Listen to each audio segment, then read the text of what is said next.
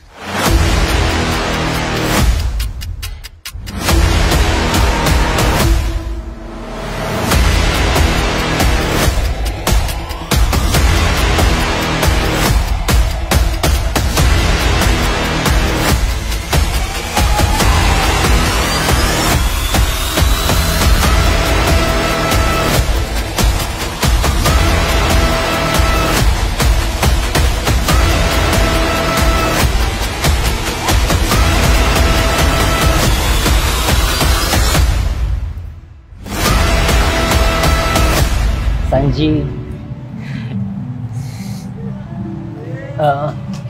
Kaya Miss Sanji Plaza. Will you marry me? It's a yes! You've gotta take a little time to think things over. Eksaktong 1 taon na ang lumipas mula nung ako'y lumuhod sa harap mo. 1 taon na ang lumipas nang makamtan ko ang matamis mong oo na pakasalan. At eto na tayo ngayon. Thank you. We praise you for today, Lord God. Salamat, Lord, sa araw na ito na dumating na, Panginoon. Salamat, Lord, sa lakas, sa pagmamahal, Lord God. Amen. Ikaw ang pinapupurihan. Salamat, Lord, at pinag-isa mo kami, Panginoon. Yes. Salamat, Lord Thank God. you, Lord. Salamat sa family Amen. nito. Thank Salamat you, sa asawa ko, Lord God. In Jesus' name I pray. Amen. I wanna know what love is.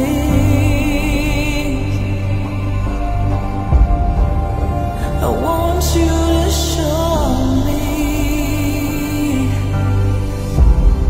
I wanna feel what love is. Sa'yo. Okay. And the brothers.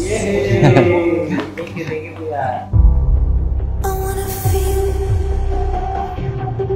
I wanna feel. I wanna feel. I wanna feel. I've gotta take a little time. Kids, Okay ka na? ready ka na? Okay ka na? Oo. Yun lang. In my life, there's been heartache and pain. I don't know if I can face. If Christ is the center of that marriage, we will always say, "Oh, the Lord, thank you, Lord. I do this for you. I'm willing to sacrifice for you." And I hope all of us will understand this basic foundation of marriage, that Christ must be the center of our marriage. I wanna know what love is.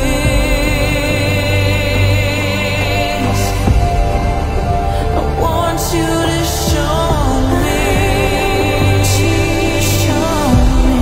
I wanna feel what love is. I truly believe that God has given us each other as a precious gift. With you, I have found my best friend, my forever love.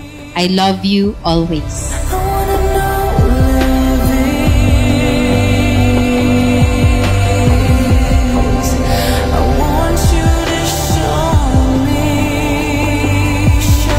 Ikaw ang akong kasiguruhan, akong kalipay, ug ang pinakadakong panalangin sa akong kinabuhi, ug hangtod sa kahangturan, gihigugma ti ka sa gugma sa Ginoo. I love you.